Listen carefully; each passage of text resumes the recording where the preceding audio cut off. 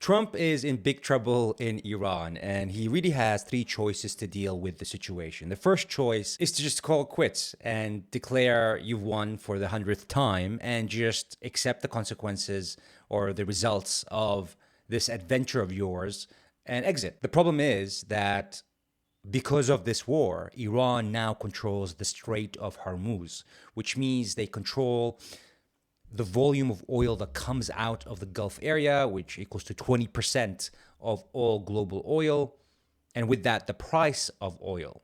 And so they can wage economic warfare on anybody in the same way that the US and Europe have waged economic warfare against Iran. In a way, Trump and the US have given this asset to Iran as a result of this war. For the US just to accept that situation would destroy the image of the US as this military superpower that can do anything and everything. If the US can't even open the Strait of Hormuz, then people's idea of what the US military can do is diminished. And more people are going to challenge the authority of the US and not be bullied by the US. Less countries are going to buy US defense equipment because they have been useless against, in many ways, useless against Iranian ballistic and hypersonic missiles. Because as the CNN have evidenced, and a lot of other agencies have evidenced, a lot of the US bases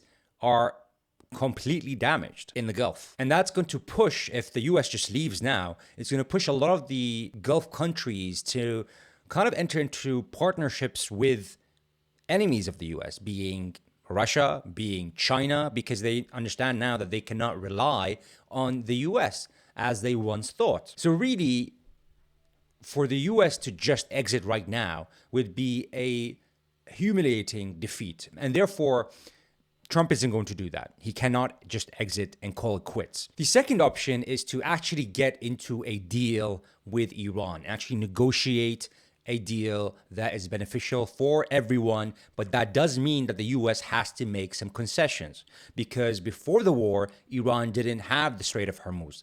Now, with the war, Iran has the Strait of Hormuz, and the US has killed a lot of the Iranian leadership, which means that for Iran, they have better leverage, and they don't trust the US even more than before because they were negotiating with the US and they killed their leadership. So Iran has to get something good for them to get into a deal with the US. The truth of the matter is that Iran already gave a good deal before the war started, as was confirmed by the Omanis who mediated the negotiation. They confirmed that Iran accepted zero enrichment of uranium.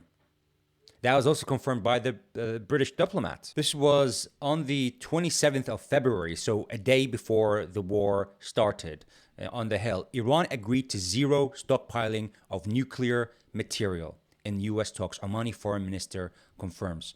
So Oman's foreign minister said Friday that Iran is offering to give up stockpiling enriched uranium as part of a deal with the US related to its nuclear program. Now, he says over here, now we are talking about zero stockpiling, and that is very, very important, because if you cannot stockpile material that is enriched, then there is no way you can actually create a bomb. And regarding the 400 kilograms of 60% enriched uranium, over here he says, the Omani guy says, suggested that Iran has agreed to downgrade the enriched uranium. There is agreement now that this will be downblended to the lowest level possible and converted into fuel, and that fuel will be irreversible.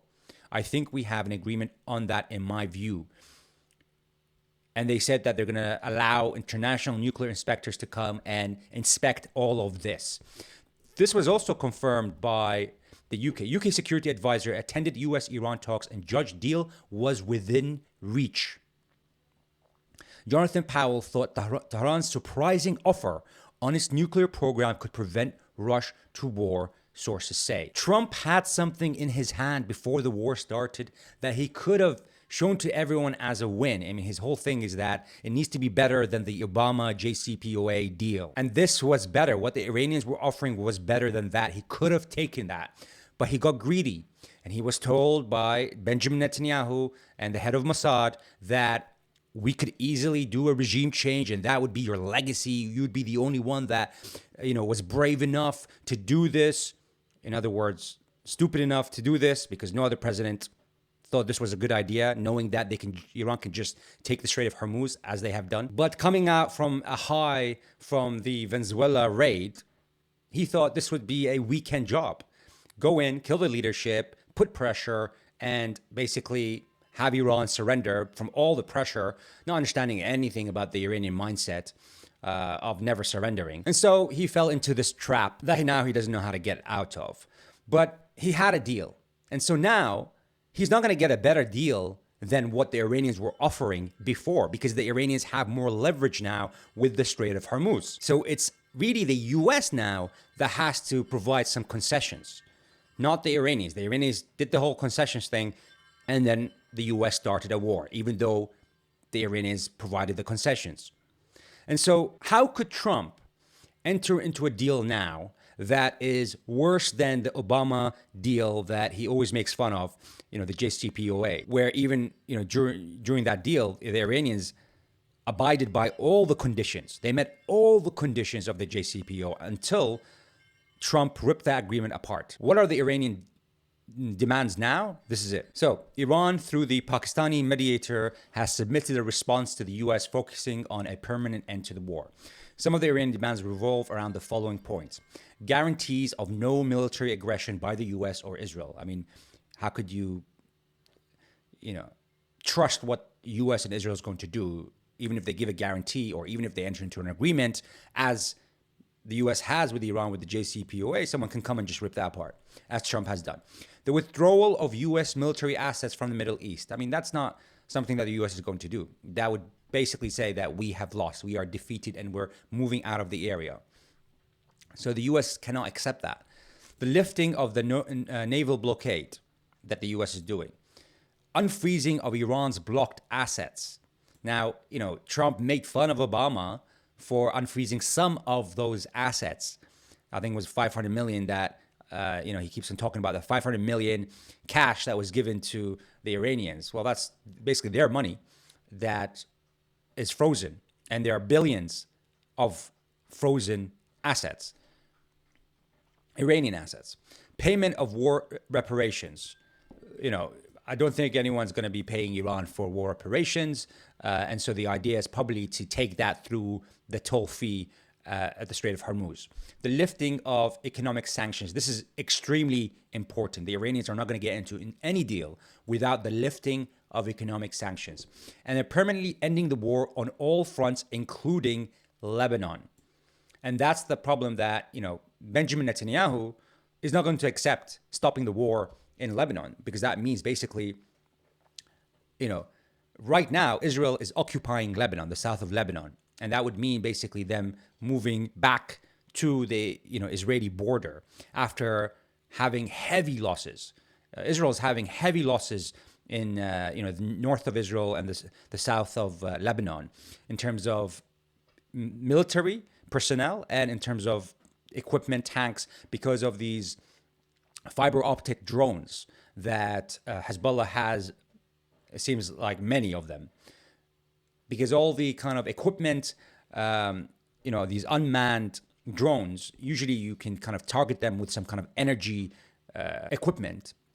But if they are fiber optic, which means they have a wire to them, those equipment don't work on those drones. And lastly, a new mechanism for management of the Strait of Hormuz. That's again a problem, because for the region, for the Gulf countries, are they just going to accept that Iran now manages the Strait of Hormuz? I can see Iran, even though it's said many times that, now, that's it. We're never going to give up the Strait of Hormuz. Well, I mean, if they unfreeze the, Iran's assets and then they do the lift economic sanctions, I can see Iran saying, okay, you know what, we'll give up the Strait of Hormuz, because that is a much bigger deal. The lifting of economic sanctions, which have been applied on Iran since 1979. It's been 47 years of economic sanctions that has really crippled the economy and has killed thousands and thousands of people, because they limit the ability to import a lot of medical goods and other goods that save people's lives. And this is what Trump posted on his Truth Social. I will soon be reviewing the plan that Iran has just sent to us, but can't imagine that it would be acceptable in that they have not yet paid a big enough price for what they have done to humanity and the world over the last 47 years. He's basically saying that look what Iran has done for the past 47 years. We're not going to accept any deal with them. They need to pay a bigger price, even though the US has applied sanctions for 47 years, which means basically, as I said, that it's destroying the economy of Iran. Iran has rich assets that is not able to leverage properly because of those economic sanctions. At the same time, those economic sanctions kill thousands of people because they are unable, Iran is unable to import goods, certain medicine, and unable to export oil at the right price for it, which can then reinvest in its infrastructure. It's crumbling infrastructure in certain places. But also, the US supported Saddam in his war against Iran, and Saddam would not have been able to wage that war without the support, without all the equipment and military assistance that the US provided during that war, which killed nearly 400,000 Iranians. The US helped Saddam kill more than 400,000 Iranians. And he's saying that's not enough. And of course, during this war, they killed thousands also of Iranians. And he's saying that's not enough. They hit a lot of the infrastructure. They've hit hospitals. They've hit oil infrastructure, making it rain oil on the population. And he's saying that's not enough. I mean, think about any country can now use this language of, hey, 50 years ago you did this, and therefore we can now wage war against you, and we need to make you suffer. I mean, how many wars have the US waged against other countries? Now, what, all those countries can now come up and say, look what you did to us, 20 years ago, 30 years ago, 40 years ago, 50 years ago, 80 years ago, we can now attack you and it's justified? It's ridiculous. And of course, then you have Scott Bessent, who is a very ridiculous man. This is a statement over here. This is Treasury Secretary Scott Bessent. Amid the impact of economic fury, Iran's currency has hit an all-time low. The Iranian people deserve a new era which the corrupt and shambolic Iranian regime cannot provide. With their oil industry closing and their currency plummeting, it is past time for the Iranian regime to concede that the people of Iran deserve much better than the ruins of their current regime can provide. He's literally saying, because of the impact of economic fury, which is the US blockade that the US is doing, and the economic sanctions that the US is carrying out against Iran, Iran's currency has hit an all-time low. He's basically saying, we're doing that. And then in the same sentence, he's saying, the Iranian people deserve a new era, better than what the regime has. How ridiculous is this? He's literally saying, we're doing this, and then he's blaming the Iranian government for what the US is doing to Iran from an economic perspective. Trump's strategy is put more pressure so that the Iranians can concede more things. And he keeps on thinking more pressure is going to do the job, not knowing that's going to harden the Iranians even further because, surrendering isn't part of their mindset. So, his strategy is basically that the US blockade is going to destroy the oil infrastructure of Iran because the idea is that if Iran cannot export, it will soon have to stop, extracting oil from the oil wells, because they don't have anywhere to store it. The storages are going to be full.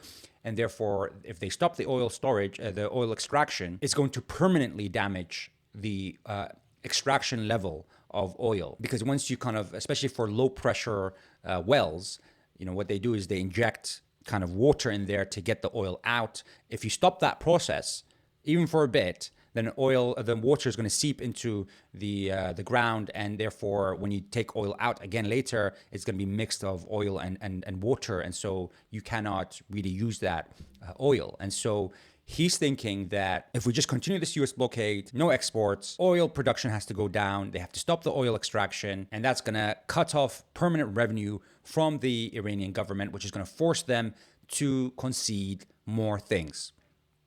The problem is that the US blockade isn't working as well as they are saying. Iran is exporting about 1.5 million barrels of oil per day.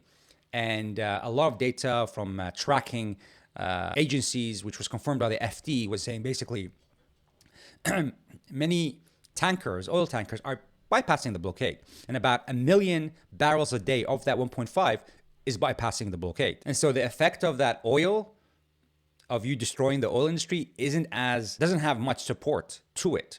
Iran can continue producing and exporting. It has other means of putting oil into storage, whether that's taking out old vessels and putting them on the sea to put oil on them, whether that's China sending their vessels and escorting those vessels. What, the US is going to start a war with China now by boarding Chinese vessels? I don't think so. This is from Tanker Trackers, a national Iranian tanker company via NITC supertanker carrying over 1.9 million barrels, valued at nearly $220 million of crude oil, has managed to evade the U.S. Navy and reach the Far East. This was confirmed today. And we can see the vessel, it was basically in the Strait of Hormuz, past the Strait of Hormuz, and is now going to China, basically evading the blockade, which is over here. And the reason is because this area is very large. And so even if you have U.S. Navy ships there, they're unable to blockade this whole area.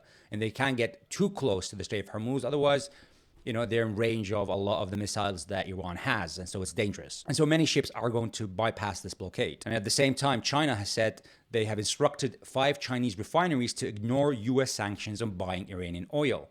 This was confirmed yesterday, with China's Ministry of Commerce saying that the United States cannot recognize, implement, or comply with the sanctions, per Reuters. The 5 refineries include Hengli Petrochemical and 4 Teapot refineries that together represent significant Chinese refining capacity. And there are many other ships that have bypassed the blockade, as was confirmed by the shipping trackers. Now, some have been blockaded by the U.S. The U.S. Navy has asked those ships to go back to Iranian ports, but a lot are bypassing them. And so the strategy of destroying the oil industry by this U.S. blockade isn't going to work. It's putting pressure, of course, but that's why Trump keeps on extending the ceasefire, because he's thinking any day now, and he said it himself, as we showed in the previous video, where he went on Fox News saying that the pipes are going to blow up of the Iranian oil infrastructure, and therefore that's going to put a lot of pressure, and it's going to make the Iranians want to concede basically more things. But that hasn't worked. That was supposed to happen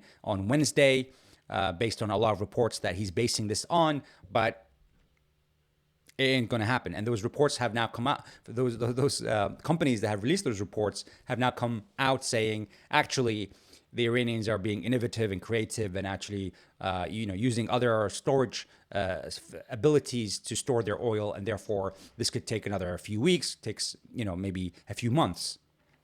And while this is happening, we're losing 11 million barrels a day because of the restrictions on the Strait of Hormuz and the war waged against Iran, which is going to push prices all around the world much higher every single day. This is not resolved. And that's going to put more political pressure on Trump, because those prices are going to seep into the U.S. And not many people know this, but even though the U.S. is a net exporter of oil, it still imports a lot of oil from the Gulf countries, because a lot of the refineries in the U.S. have been built based on importing oil from the Gulf countries. And so those prices are also going to increase in the U.S.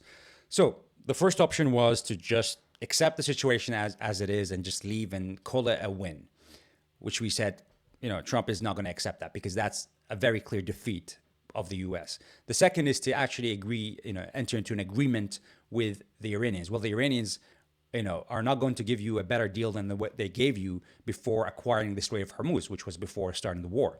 And Trump cannot accept a worse deal than Obama. His ego won't allow this, because he keeps on making fun of that deal.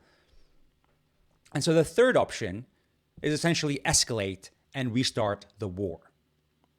Now, during this whole ceasefire for the past 4 weeks, the U.S. has been replenishing, supplying its ammunition in the Gulf areas, resupplying everything. And we can see the airplanes moving from the U.S. to Europe to the Middle East to resupply in preparation for the next stage. And so that's the most likely option of what's going to happen, is they're going to restart the war, because Trump again thinks that putting more pressure, even though he's tried this for the past 2 months, putting a lot of pressure, killing their leadership, hasn't resulted in anything in terms of concessions by the Iranians. If anything, it's given them more leverage with the Strait of Hormuz. So he thinks, if we do more attacks, that's going to put more pressure. It's going to make them come to the table, the Iranians, with a better deal, with better concessions. And that's what we envisage to happen, really. But again, that's not going to work.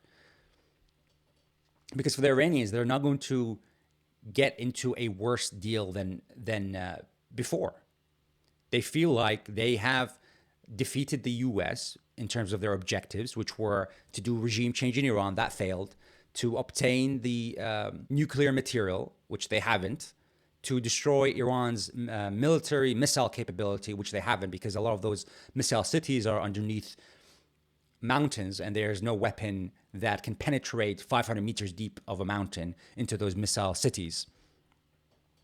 And so during this time of ceasefire, the Iranians have also, rearmed, resupplied their positions in preparation for the next stage. They haven't just been waiting. And we've also seen cargoes come from China into Iran.